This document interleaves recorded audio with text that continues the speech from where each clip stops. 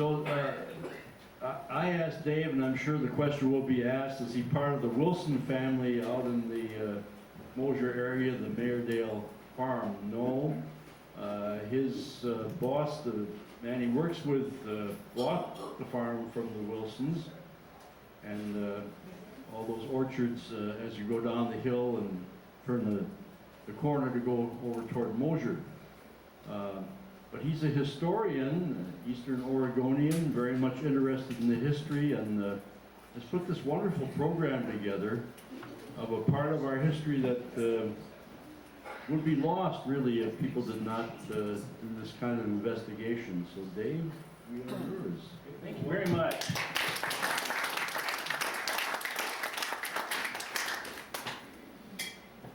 It is great to be here, and I really am surprised and appreciate having such a great, large crowd.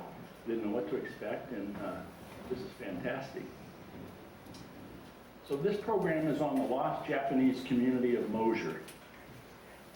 Before I get into it, as I put this all together in my research over a number of years, the word community came up as a kind of the best way to summarize what I found out and what I was researching. And it's like, what is a community? Well, when you're in a small town like the Dalles, you know what a community is. But when you're in a big city like Portland, you know, they actually have classes in the schools to teach kids about community. Classes become a community name. It's very important. And so the community is how I sort of summarize the whole experience of my research on the Japanese. And in the Dalles, you have all the things that make a community. It's a small little isolated area. There's sports and there's sharing. I read on the paper the other day that the Masonic Club donated some money to the Mosier School. Sports is big in all these towns. Like, what happened to the girls' basketball team here? Did you guys read they got their season got cut short because of the snow? I mean, they were on their way to the state championship, and because their season was cut short, they couldn't play and get into the state. And I was wondering how those girls felt about that. The boys, on the other hand, got an extra game, and I don't think they made it, but things happen in a community. Just like that, their season ended. So how did this story get started? If you go down the highway between here and Mosier on the old highway, there's a real sharp bend in the road.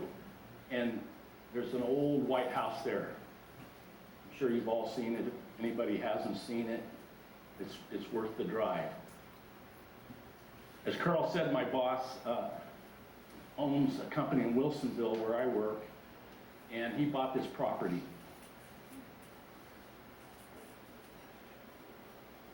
The property is called Mayerdale. The man that originally built the house was Mark Mayer, and that's looking towards Mosier. The story about the Japanese is in the background. The property that was owned by the Japanese was behind Mayerdale in the background there. That's what the house looked like when Tom purchased it in 1999. These are some pictures of what the house looked like back in the early days. On the left, a gorgeous photograph by a Mosier photographer. And then the picture on the right is what it looks like right now. So it's a phenomenal restoration, especially on the outside. The inside is still being restored. But Tom and I both got really interested in the research of this house and this man that owned the house. And that's how we kind of got started in this. And just as I was sort of exhausted from researching the Mayer side of it, Tom says, Yasui, we should check out that name. They owned part of the property at a certain time. And the title search has their name in it, as well as the other owners of the property that I showed you in that prior slide. So I thought, how am I going to find anything out about the Yasui name? Never heard of it. before I really got started on this, I really hadn't heard of Mosier. So I had a lot of work to come back to, a lot of ground to gain. But I was on an airplane to Seattle, and I was reading in the flight magazine, there was a book or something about the Yasui family of Hood River that had been published. And this can't be. What a coincidence. I jumped off the plane and went to Powell's, and I believe it was this book that I purchased. It's called Stubborn Twig by Lauren Kessler. And it's a phenomenal book. It was selected as the top book to read in Oregon a few years back, called the Oregon Book. And if you haven't read it, you leave here with anything, get that book and read it. It's a phenomenal story. Well, so I contacted Lauren Kessler down in Eugene, and she put me in touch with the man on the left, Homer Yasui. And Homer lived in Portland. He was a retired doctor, and I told him that I was interested in Mosier and Mosier history and some of the Japanese, and he was so excited because he had stored himself a whole bunch of things on the Japanese history of Mosier. He had been studying it ever since he was a small boy. And so we met, and he brought in another man in the middle there, Frank Yasui, and we kind of had a big laugh because he says, we're both Yasuis, but we're not related. And Frank, in the middle, lived in Mosier, and my family, the Yasui family, lived in Hood River. And he was trying to explain to us the differences between the families and the Japanese culture, and he brought a whole bunch of photographs and all kinds of documents. It was really, for somebody that's trying to find out about the history, it was a gold mine. The first thing he taught us is that there's some Japanese words that are very important to the family, the isi, nisi, and sansi. And that represents the different generations of Japanese. And his father on the left was Maso Yasui, who owned the property along with his brother that I was speaking about. And that's a picture of the two generations on the Mosier property.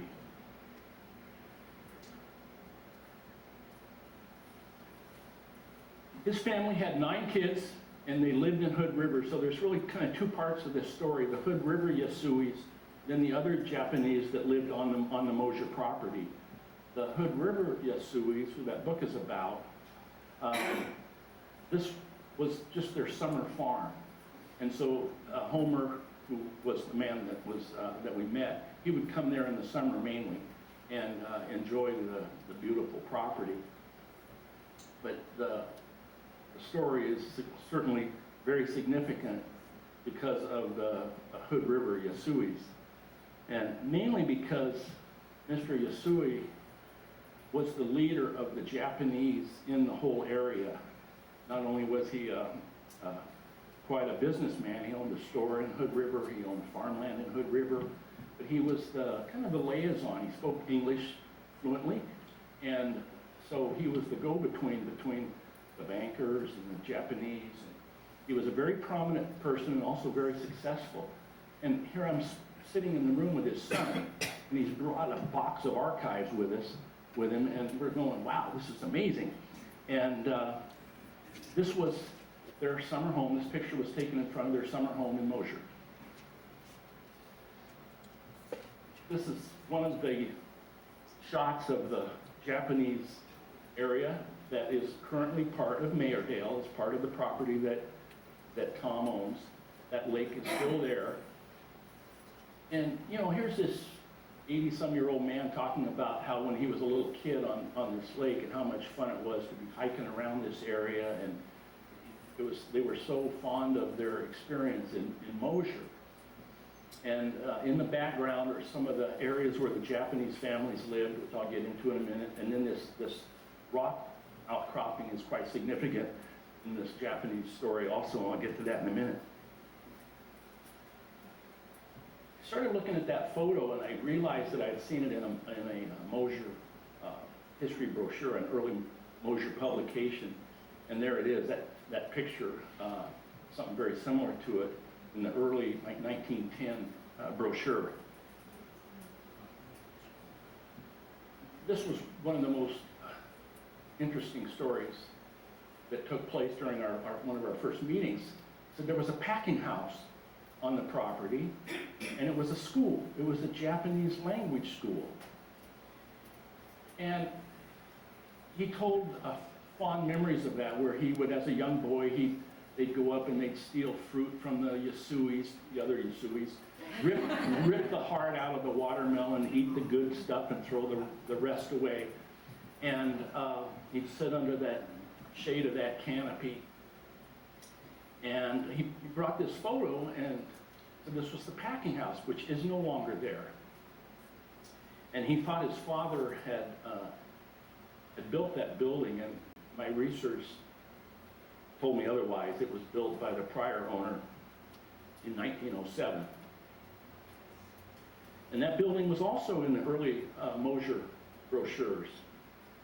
So it was really kind of fun to connect the dots there also. That's the packing house in the upper right-hand corner of that early, I think, 1910 brochure. When we talk about a community, that school, that packing house, the Japanese men would go there in the evenings and play cards. I remember one of the families told me that mom kind of got upset because dad never came home that night. And then it was also the packing house and the school. The school was taught by the principal of the Japanese school in Hood River. He was a Harvard graduate. And he was apparently just a phenomenal person. And he taught classes once a week from 3 to 5. And they are instructing children in a moral way to be better American citizens. So, it was thrilling for us to own the property and hear about this, but it was also thrilling for Homer to tell the story about something that was so significant. And he showed us this picture. And it's not very clear, but he was just thrilled with the fact that almost everybody in this photo are Mosier kids. And there's the principal there on the right. These are all Mosier kids or their parents. I got to thinking about this yesterday. When they take school pictures today, wouldn't it be cool if they brought the parents down to be in the pictures too? Like they are here, all the moms and dads are in the back. I don't think the kids would like you to do that, but anyway, that's a pretty neat photo, and we have names of every single kid in there. We know who they are thanks to Homer and our other friends. This was one of the other most significant events that Homer talked about, the Undokai, which is a Japanese gathering or a Japanese community event, a picnic. It's a sporting activity in the summer.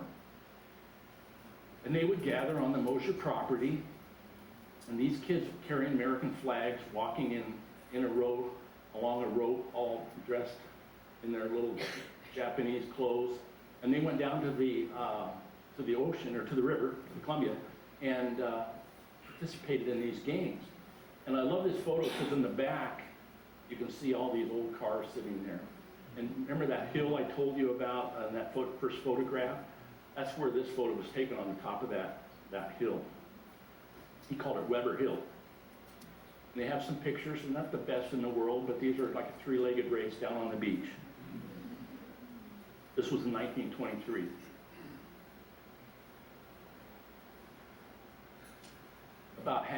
Homer thinks about half the people in the Japanese community in the Hood River area, and probably in the Dalles too, came to this event. He thinks of probably about 200.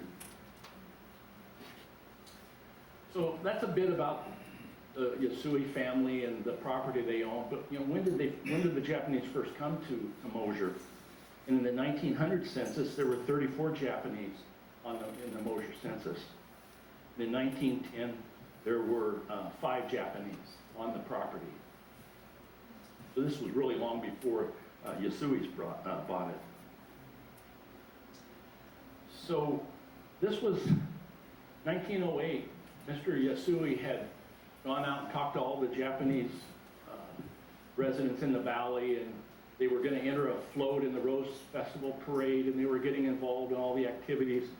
And early on, the Japanese were going to move back, earn money and go back to Japan, and send the money back to Japan. But as this article points out, they had made a decision they're not going to go back.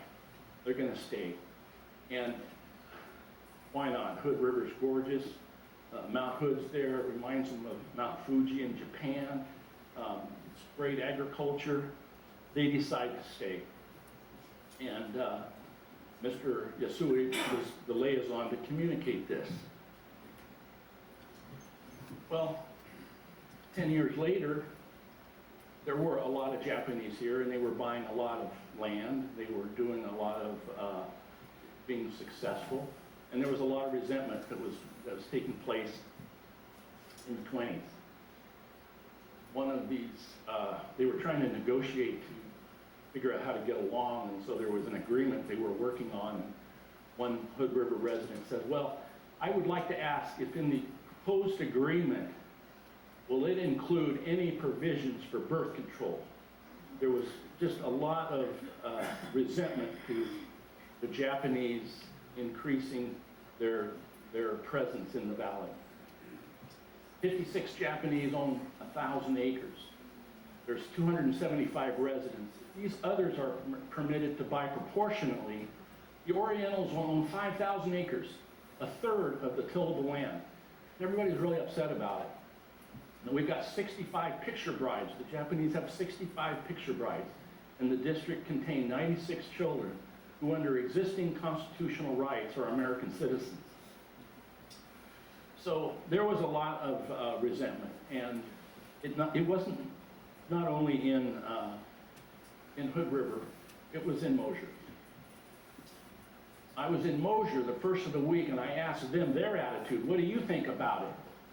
And they declared that they don't want the Japanese either. Visits of Japanese prospecting for land has stimulated action for an Asiatic League there also. Well, guess what happened in Mosier? Mr. Yasui bought some property in Mosier. He bought it from Mr. Weber. This letter is from the Historical Society in Portland. And it's really was neat when I found this. It says, by the way, Mr. Yasui, did you notice that Mosier is quite disappointed that I sold my place to you? See the article in the Glacier. And I'm anxious to hear your reply. Unfortunately, his reply wasn't there, but the article in the Glacier was. And it says, we are surely disappointed that Mr. Weber has turned his property over to the Orientals. This is the second time they've invaded the neighborhood. So there you have it. The Yasui family has a beautiful property with a great view of the gorge, a lake on the river, great farmland. This is in front of the Yasui summer home. There was a documentary written by one of the kids about the Yasui family, and if you ever want to find out more about it, OPB has it available.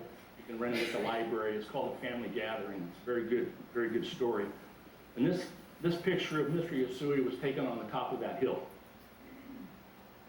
He was 37 when he bought the property, so he came to the States as a 16-year-old. So in that short period of time, he had developed quite success in Hood River, and then he bought this beautiful property in Mosier.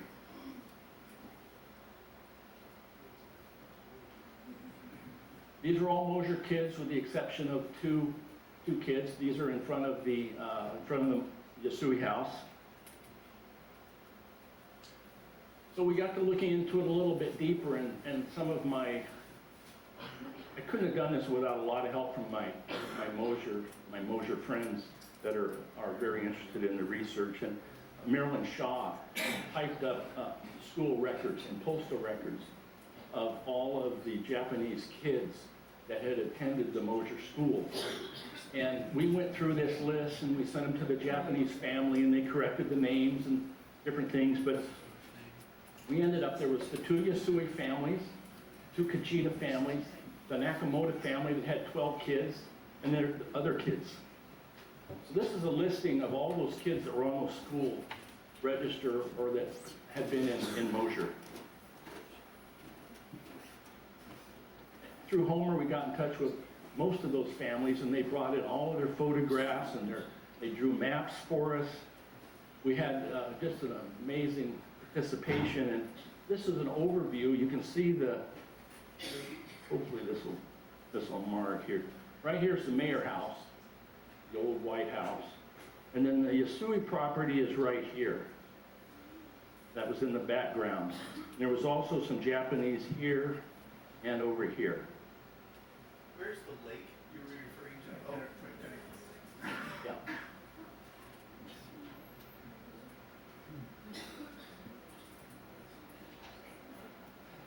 These family pictures that Homer had with his dad and the kids in front of that, I mean, he was so thankful to be able to share those with us.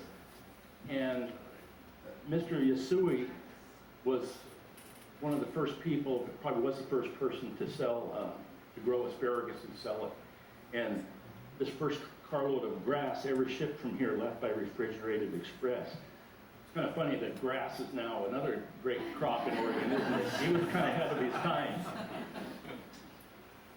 But in walking around the property, some of the asparagus is still there.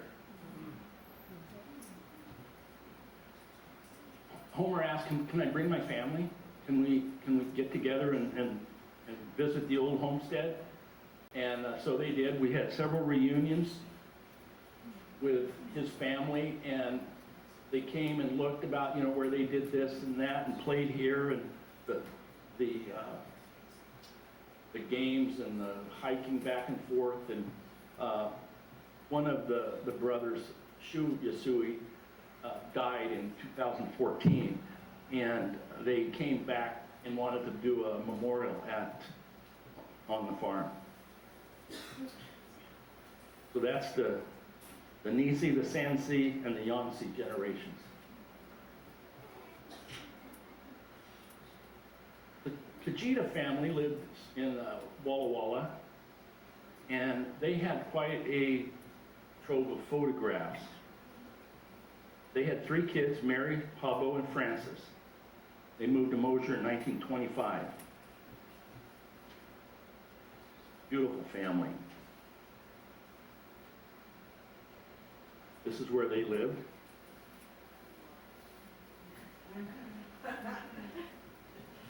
One of my favorite photos with the different Mosier kids that lived down on the farm.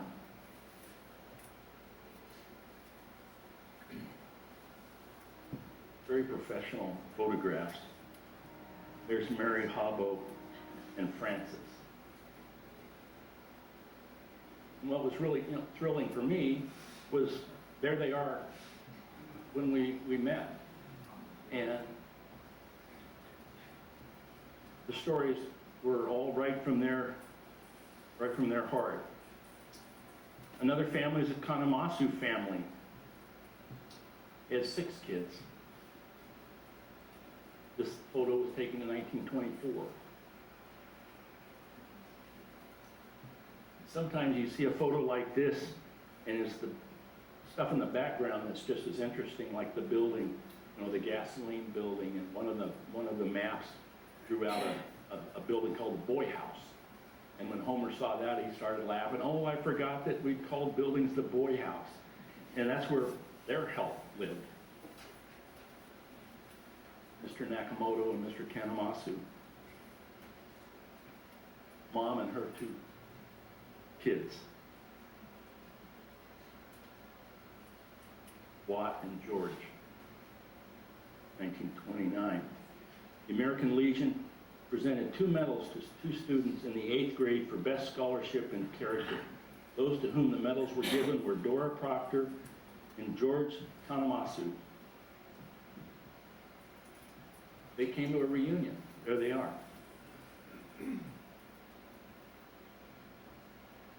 Dorothy is the only Kanemasu that is alive. And she is doing well. The other Yasui family and the ladies, the moms that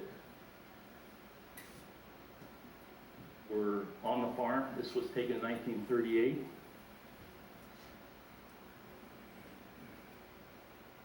Frank Yasui in his Mosier Letterman's jacket and his 1939 Packard, I think. When he was interned, he lost the car, and that was the biggest tragedy to him. His pride and joy possession he had to leave behind. There he is on the Mosier 1941 basketball team, along with Kingo Kanemasu. And, you know, school pictures in basketball, this was probably taken when? October, November, probably December, early December. And I would imagine it was taken before Pearl Harbor. And there's Frank, came back for the first time when we got together to the farm. He had about 5 photographs, and this was one of them. The Nakamoto family, anybody that wants to talk about the Japanese in Mosier, I can't remember all the names, but I think I can remember the Nakamoto name. Well, the reason was they had 12 kids. And they were involved in all kinds of things. And that's the Nakamoto family.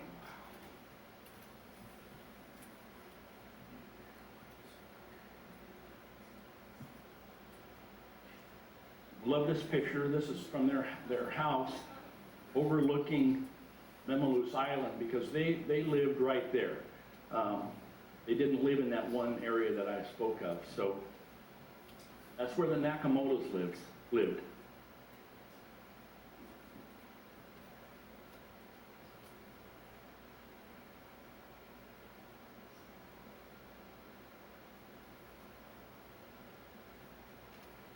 In researching the Mosier paper, there was a story that 1927 is the shocking accident which occurred recently on the highway in Mosier, which was responsible for the death of one of our school children, little Mitiko Nakamoto. Was one of the most lamentable accidents which has ever occurred here. It is hoped that we never have occasion to chronicle another accident of the like nature. I met the Nakamotos and I asked them about this. And she said at the very first recess, a group of children went across the highway to the Fruit Growers Association building to get some apples. My sister, Mitsuko, was undecided and made up her mind too late, and she was killed. She had just started first grade at the time, and it was the first recess. Just a terrible tragedy, and that's the only picture that I know of her. And there was a talk at the time of making a plaque to in memory of her, and that didn't happen. But they did change the rules, I believe, and said that kids, you can't go across to the Fruit Growers building anymore and get the free apples. They rented from Matt McClure, and Artie Chatfield was a neighbor that lived just south and west of the Nakamoto home. She described the house, no heat, double beds, very, very primitive, 12 kids. But Mrs. Chatfield would bring them candy at Christmas.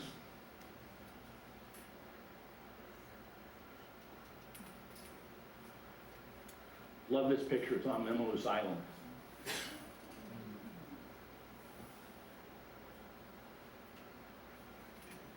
Frida's high school picture. She was born in Mosier. There she is. She came to the reunion that we had in Mosier, and that's her sister. They gave us pictures of Chatfield. And during that presentation in Mosier, we were into the Fruit Growers building, and I saw this picture, and it's Mr. Chatfield. Look at that. And she told a story about how they had 12 kids, and she was the youngest. And her mom could not think of any more Japanese names after 12 kids. She said, Mr. Chatfield, I'm out of names. What should I call her? Call her Frida. So that's how she got her name. That's why I took that picture. Mosier memories. If you go into the Mosier school, one of the neat things they've done is all the school pictures are framed. And some of my Mosier historian friends who are here today downstairs provided some of these great photos for me. And the Japanese community and their involvement in the school was significant. Japanese guys selfies, long before selfies was a word. And that log bench, I don't know where that was taken, but it looks like it's a cutout log bench. Maybe somebody knows where that was, but great picture of these Mosier guys.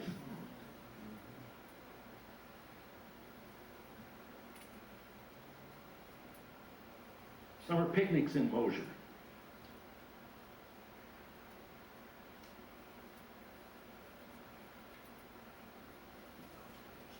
Girls basketball champions. The Dallas girls didn't make it, but the Mosier girls did. 1937-38. Kazuku Yasui and Louise Duval are very short for their positions, but have done very well at guard posts. Hood River Glacier. Hood River News. Another picnic for the boys. This one's a good one because the kids are all laughing, and I never asked what they were asking any of them if they could remember what they were laughing about, but they had a time. More school memories. Tradition. The Japanese get together on New Year's and make mochi, a sweet rice, and they pound it on those wooden logs, and it's quite a tradition, and it still goes on today. It's a lot of fun. The Yasuis still live in Hood River do it. I went there for one of the New Year's recently, and it's December, New Year's. Must have been pretty mild. Pretty mild, that one. Sometimes it's ice, Mosier and Hackett. This was an annual that was Will Skolston's, and it was signed by all the kids, the Yasuis. These were all the Yasuis that signed this, and we talked to Willis quite extensively about the Japanese, and he told us how deeply involved they were with school, and he was good friends with them. This was one of the songs for the graduation, "I'll See You in My Dreams," which was sort of interesting. So then Pearl Harbor, December 7th, 1941, and everything changed. There was a lot of hysteria everywhere for the Japanese Americans and for everybody else. And things like this were occurring in Oregon. There was a sub sunk off the mouth of the Columbia, and this was an article about it. This pilot says, "We found the sub. We were out flying down from Seattle, patrolling for submarines. We went out in the Columbia and looked and found the sub, and we sunk it." This is a painting that was done of that event just off the mouth of the Columbia. I did a little more research, and that sub actually wasn't sunk. It may have been hit, but it continued in the war.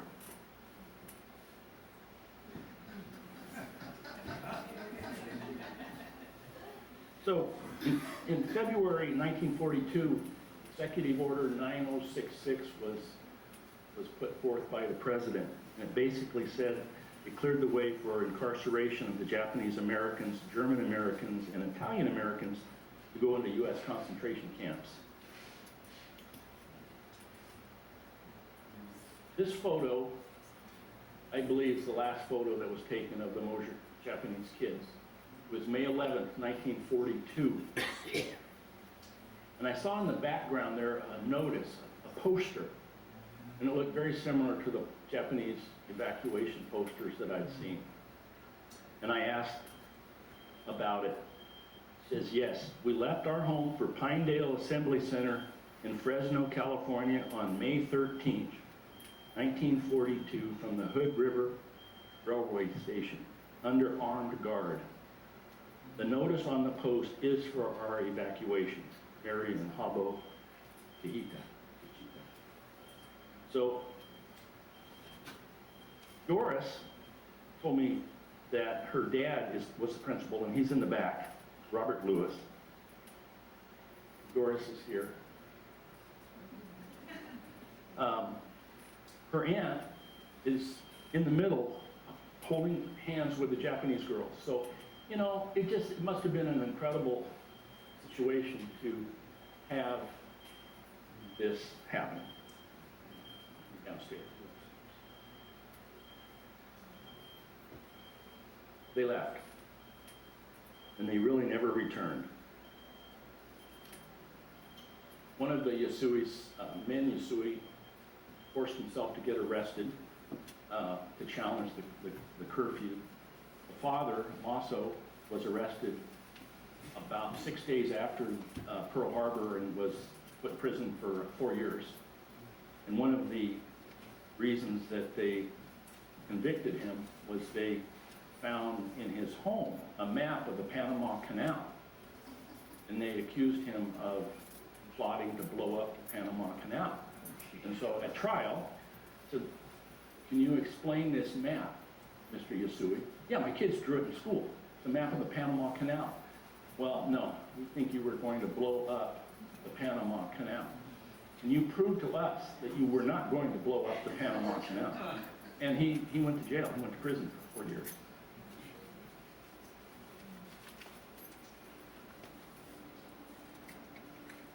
To close the presentation, they also gave me some photos of the internment camp, the Nakamoto's.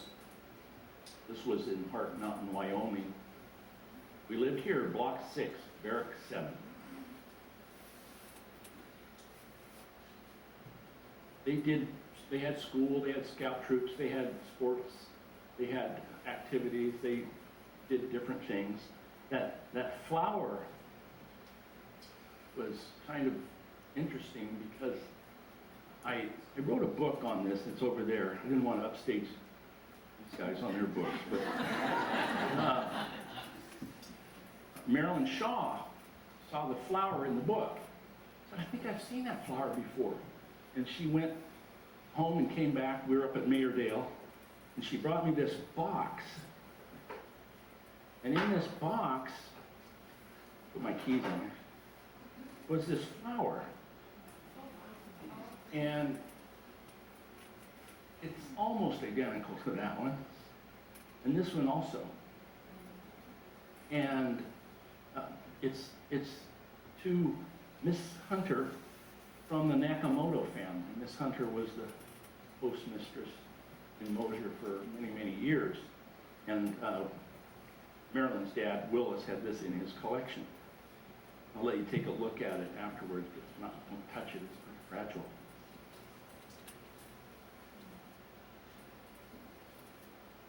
That's Mr.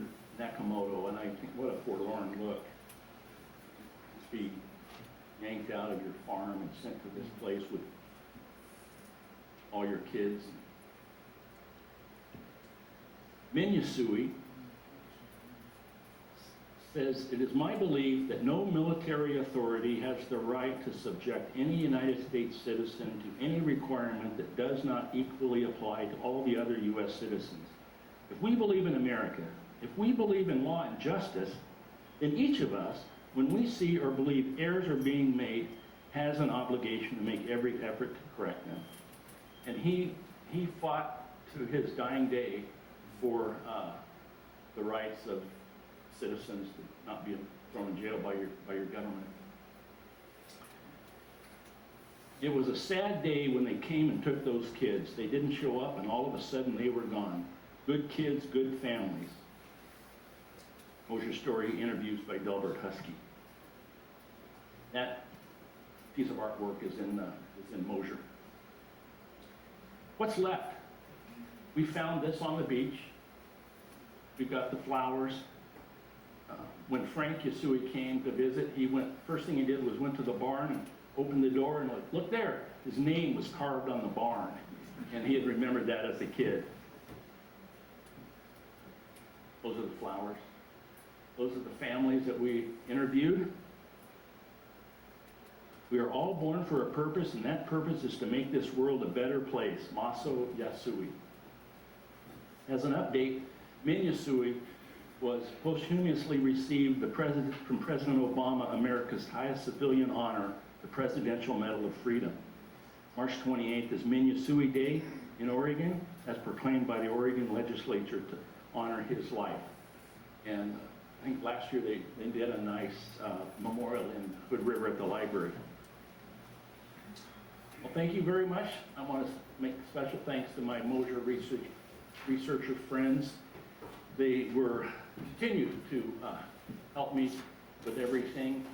And thank you all for being here and listening to our story.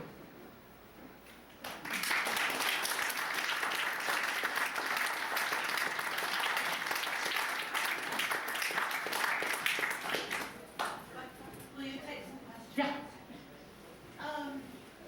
The forest removal was so fast that I'm familiar with what happened in California, that they essentially lost everything.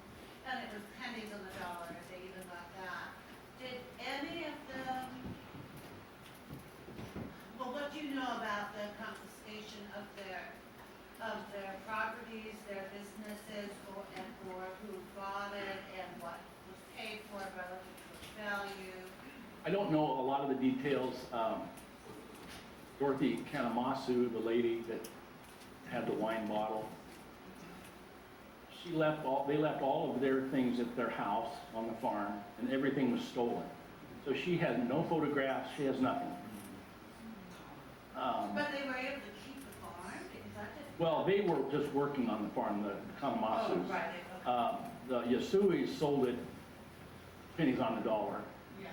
And the Kajitas, all of their things were stored, I believe, by the Wilsons, and were all saved.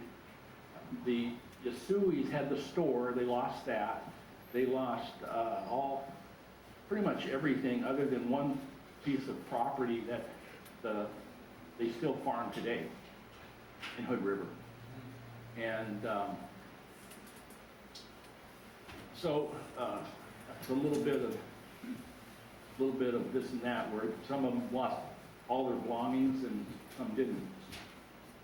I was going to mention before I forget, this is an article that Homer Yasui wrote for his reunion that you're welcome to have. I printed out some of these, and they have some of the photographs of that we talked about.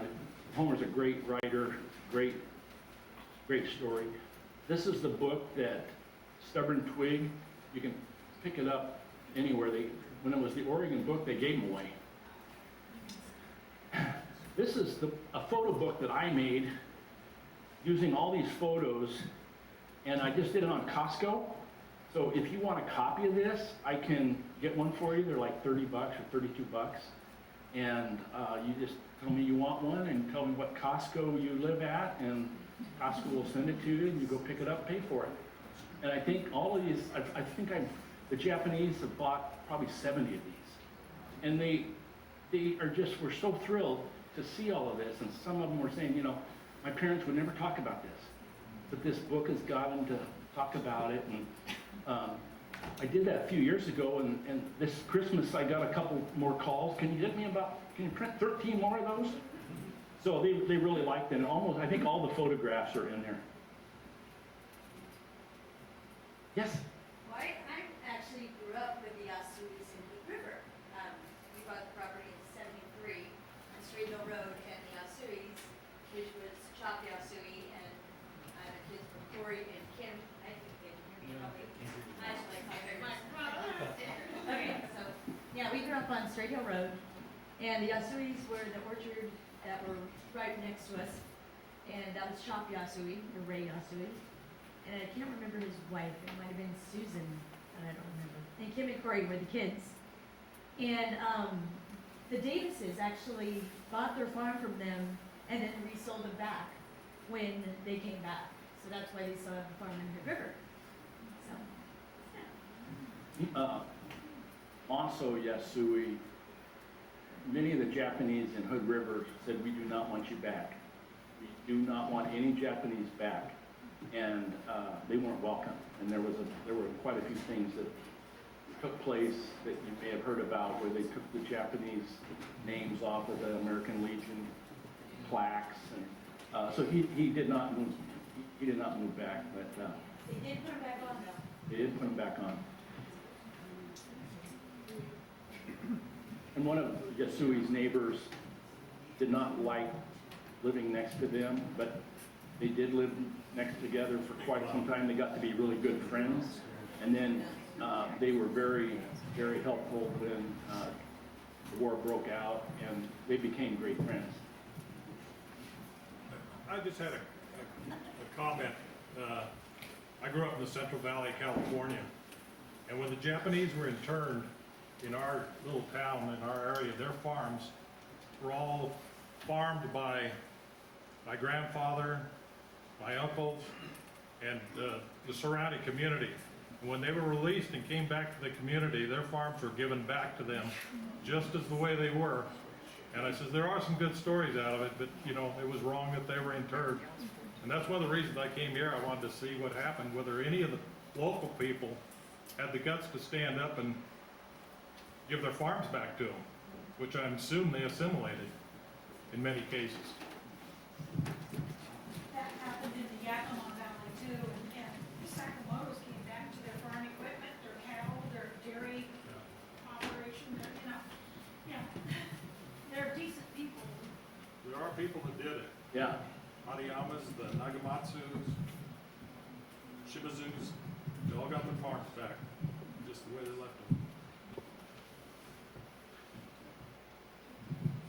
Yes, in Delport, a guy by the name of John Dickey Farms in Benjamin, a lot of you know about that.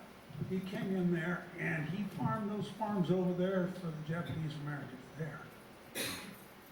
And he maintained their equipment, and when they all come back, they got it back. Their equipment was in working order, and taxes had all been paid.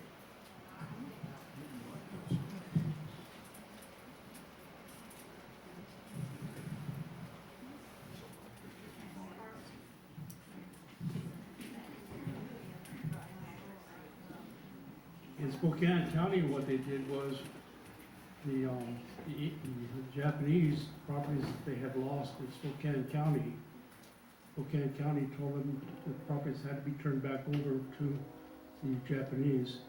And between Spokane and Mount Spokane, you may have heard of Pion Prairie. That's a valley that's about 12 miles long, about 6 miles, 7 miles wide. And that was all owned by the Japanese, and they've named it Pion Prairie. It's a beautiful place. And we had a neighbor that was there nearby the airport. Darrell, I don't remember his last name. Can't say it anyway. But they recovered about 4,000 acres in that particular area there. So.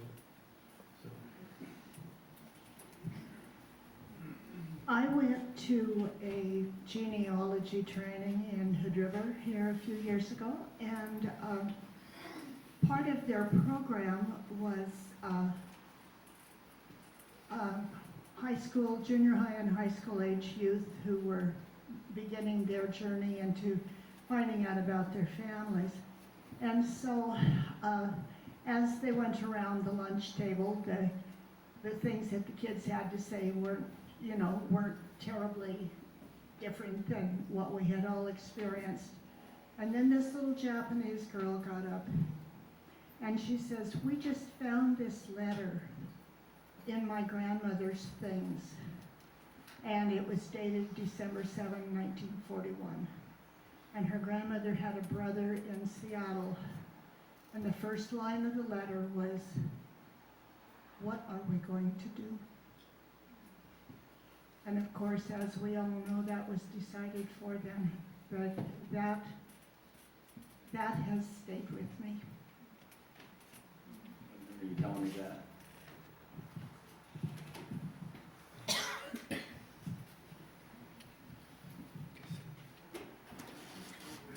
How did the family survive in Hood River and Mosier?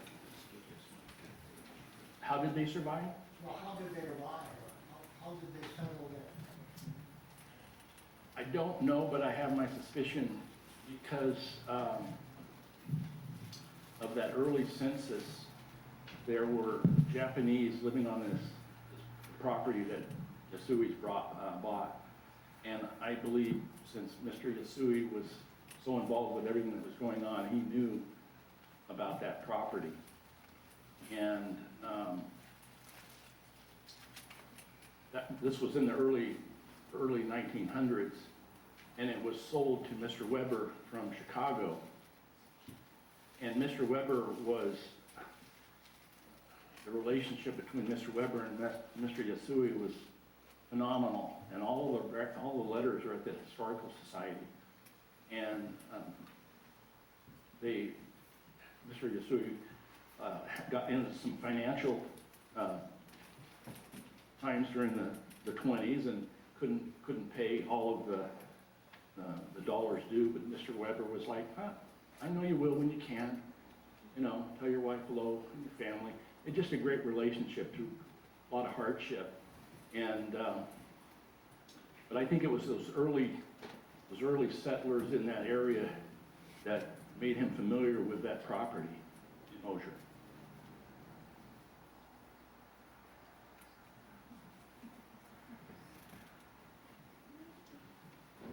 Well, thank you, Dave. We'll have a time to come up and visit, take a look at the things on the table, cookies and refreshments downstairs.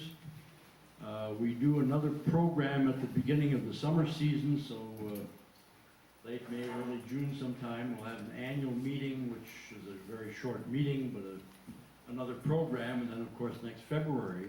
If you have suggestions of programs for next year, we'd certainly love to hear them and put them on our list and maybe get around to them. If you'd like to do a program, that's even better. What else? We've been surviving a lot on the tour boat people. They're the main source of visitors to the courthouse. So we'd certainly like to encourage all you folks from the local area, come on back here and bring friends and take a look. We have wonderful displays. Chris Bolton has been our docent here and has done a lot to do the interpretive things that we have around this historic building. So take your time before you go and read some of the plaques, look at some of the pictures, and come on back and bring your friends and relatives. I will be doing the program in June. The Genealogy Society got a query from Historic Jacksonville, and they had been working on opening and restoring an old bank building, and they found a whole series of medical books, and they were signed Dr. Brooks and Dr. Charles Brooks. And Dr. Charles Brooks ended up in the Dalles in the 1860s and 70s. I had never heard of him, and you know, I naively consider myself a good local historian, but I got stumped. Anyway, it turned out to be a very fascinating story with all sorts of different angles, and so we're going to talk about the elusive Dr. Brooks in June. So come and join us. Okay, once more.